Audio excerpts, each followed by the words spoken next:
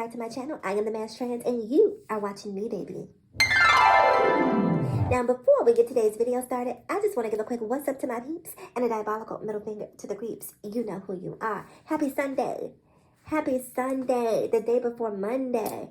I'm up, I'm feeling good. You know, the vibrations are all positive, and so I'm ready to get my day started, ready to hit Monday running. But before I did that, I wanted to come and talk to you guys about a couple of news stories that caught my attention over the weekend, right? So let's talk about them. So story number one comes out of Dallas.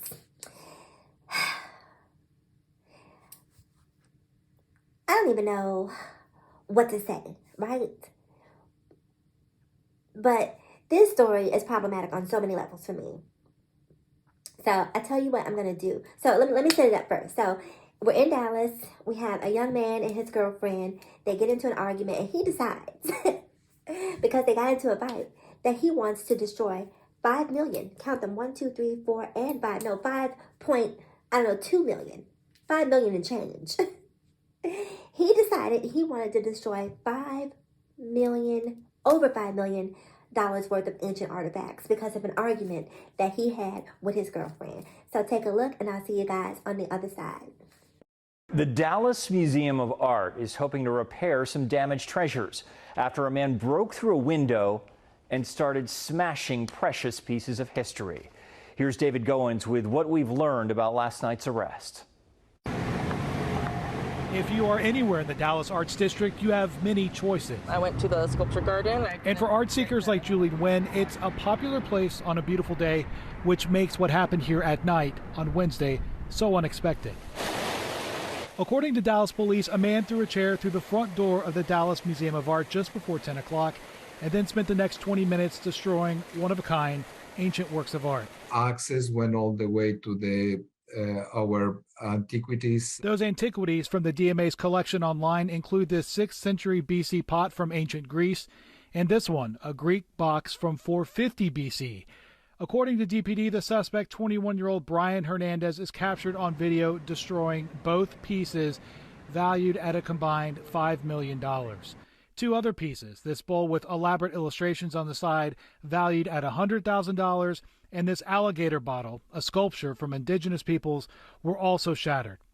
When he finally stopped, the arrest affidavit says Hernandez told a security guard that, quote, he got mad at his girl, so he broke in and started destroying property. It's very difficult for us to prevent everything. Augustine Artiega is the director of the DMA. He is, of course, tonight upset anyone would attack ancient works of art, but thankful no one was hurt and hopes maybe some of what has been lost can be restored. We are still going to have to assess to see how much of that can be recovered. Tonight, DPD says Hernandez did confess to the damage and faces a charge of criminal mischief. So the first thing I want to say is, okay, here we go. I feel like because of the pandemic, we have had 2+ years of crazy that has been on reserve, right? This crazy has been sitting over here on ice, chilling.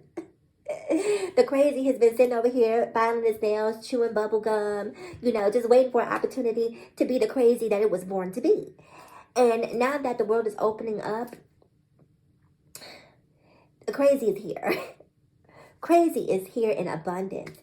It is, and I keep asking myself, has the world always been this crazy, or is it just that because of the cameras and social media and also our insatiable desire to hear news like this that is being reported more? Because it's just like, we can't be this dumb. We can't be this stupid. We can't. Now, when it comes to this particular story, there's just so many problems I have with this story. First of all, let's start with the security at the museum. Well, I mean, like, what are they using for security? Like a Ring doorbell? Like, do they have cans at the front door so when you walk in, if you kick a can, you know, it alerts somebody? Like, how do you allow a person to access $5 million worth of ancient artifacts by bursting through a door? Call me crazy. You know, maybe I've watched too many movies, but I'm looking for infrared beams and, you know, these sort of weighted alarms where if something is lifted, the alarm. I don't know how a person has access to $5+ million worth of ancient artifacts. That makes no sense to me.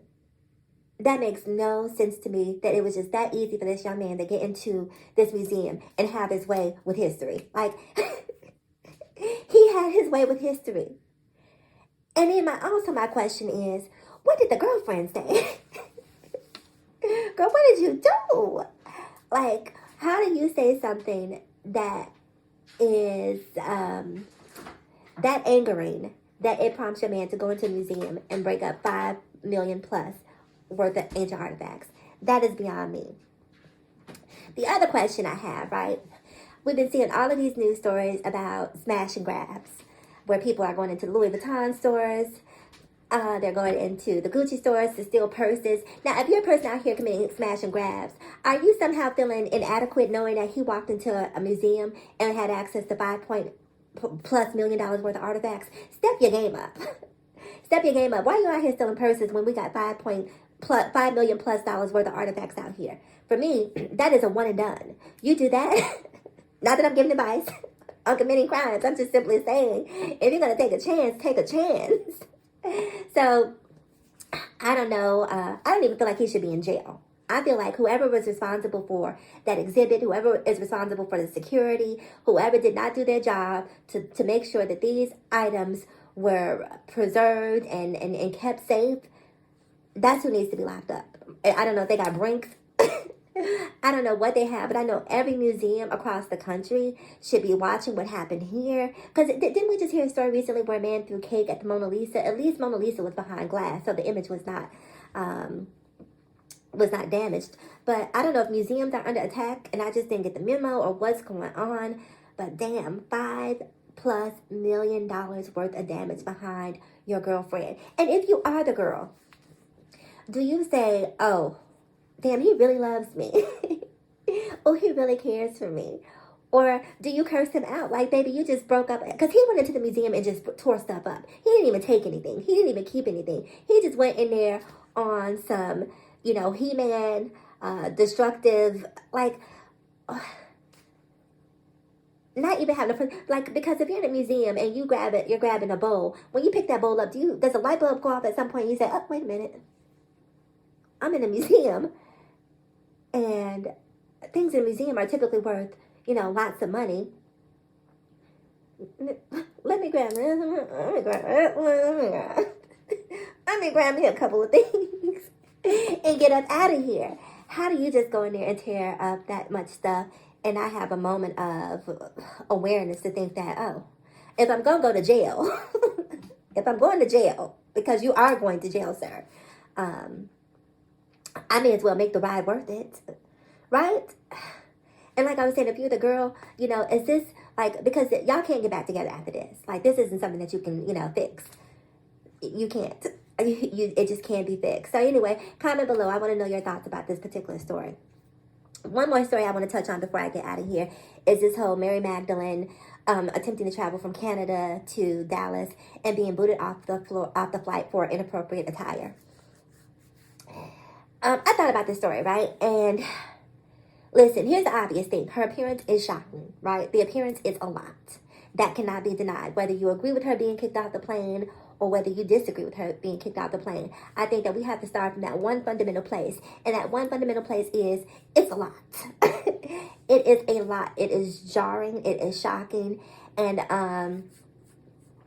I initially felt like, why is she going out in public dressed like this? Why is she, on the plane? Because sometimes I can take a very conservative approach, if I'm being completely honest with you. But the more and more I thought about it, I thought to myself, here we are, it's 2022, right?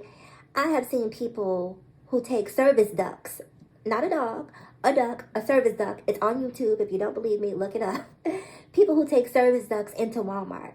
People who take service dogs onto planes, and everywhere that they choose to. And look, I'm not making light of people who use service animals. I'm just simply saying, for me, it's not something that is my preference. I don't necessarily want to share space with animals, be it in a restaurant, be it in a Walmart, be it in a Target. But at this point, it has become sort of the social norm. This is what it is. And so we have to sometimes go along to get along. And so if I have to deal with all of this and have to accept all of this, people can't accept two titties.